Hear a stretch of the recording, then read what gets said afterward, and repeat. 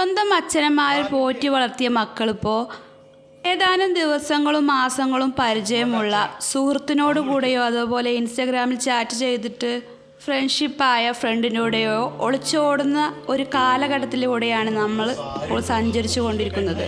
അങ്ങനെ ഒളിച്ചോടിപ്പോയ സ്വന്തം മകളെ തേടി കാമുകൻ്റെ വീട്ടിലേക്ക് പോവുകയാണ് അച്ഛൻ. കാമുകൻ്റെ വീട്ടിൽ വെച്ച് അച്ഛൻ മകളോട് സംസാരിക്കുന്ന ഒരു ആക്ടിങ് വീഡിയോ കേട്ടോ ഇത്.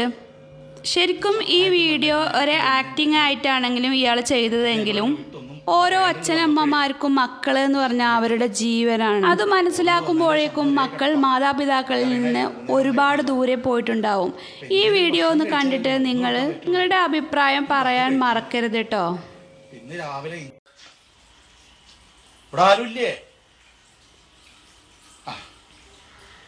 ഞാൻ സുജുമോളുടെ അച്ഛനാ, മോളൊന്ന് വിളിക്കോ?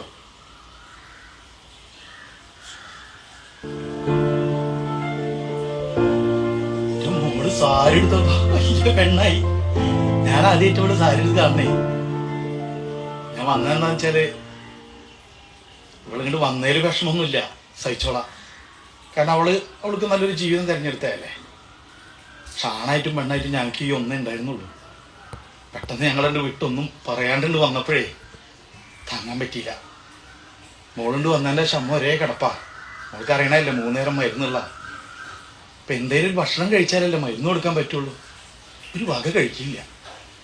പിന്നെ രാവിലെ എന്തെങ്കിലും ഏമിച്ചിട്ട് വല്ലതും കൊടുക്കാന്ന് വിചാരിച്ച് വിളിച്ചു നോക്കുമ്പോൾ ഉണ്ടണില്ല. കൈ ഇങ്ങനെ പിടിച്ചു നോക്കുമ്പോൾ തണുത്ത് പറഞ്ഞിരിക്കും. മോള് വന്ന് വിളിച്ചാൽ ചിലപ്പോൾ അമ്മ എണീക്കും. ഒന്ന് വരുമോ പറഞ്ഞേക്കണേ.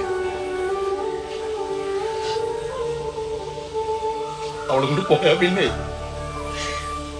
ആരുമില്ല. അതുകൊണ്ടാ